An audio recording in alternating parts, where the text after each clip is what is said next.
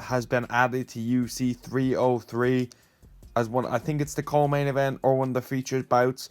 That was previously McGregor Chandler. Will now be Pereira versus Pascal 2. Bro, this is a fucking banger fight. I love this fight. It's a short notice fight, but I got a feeling Brian Ortega is going to get this one done. And I know Diego Lopez is hot shit in MMA right now, but I've just finished watching this fight against Movsar, and I watched this fight, against Sadiq Yusuf as well. Amazing performance in the Sadiq Yusuf fight. But I did notice in the Movsar fight, this guy slows down after the first round. Now you have to take into consideration that Movsar fight was short notice.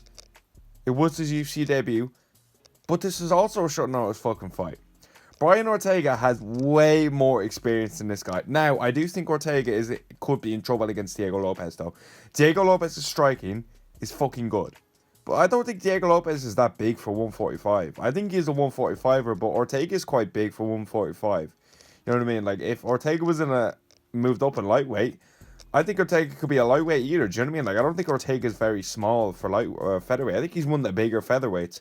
But Diego Lopez striking is very good, but Lopez also gets hit. Movsar was having actual good success with his striking, which never fucking happens. Movsar was the least dangerous fighter in the sport, and Diego Lopez was getting hit by shots on the ground as well. Movsar was doing well, and you have to remember Sadiq Yusuf, Movsar, they do not have the level of threat on the ground Brian Ortega has. Brian Ortega is one of the most dangerous grapplers, fucking in the UFC, man. This dude is so dangerous on the ground.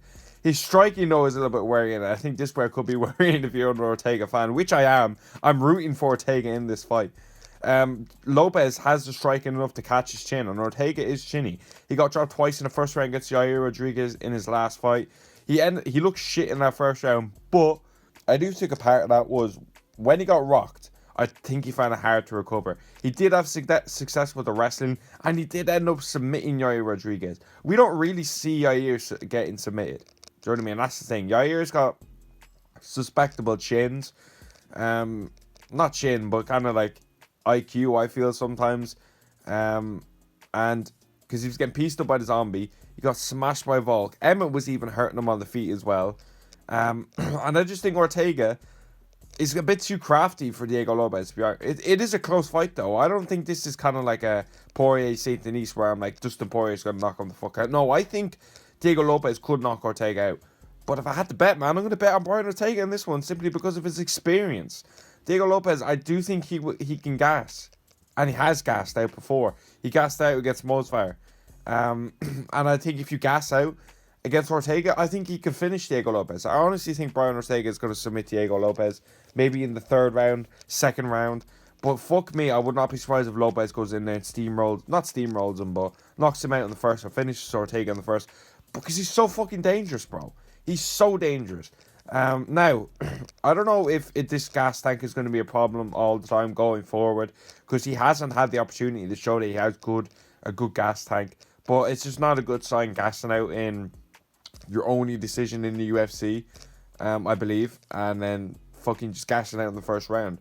Now, it was on short notice, you have to take into consideration, but you also do have to take into consideration that this is short notice too. And Ortega, I think the last time he fought on short notice was against Frank Yeager when he was fighting for the belt and shinned him in the first round. You know what I mean?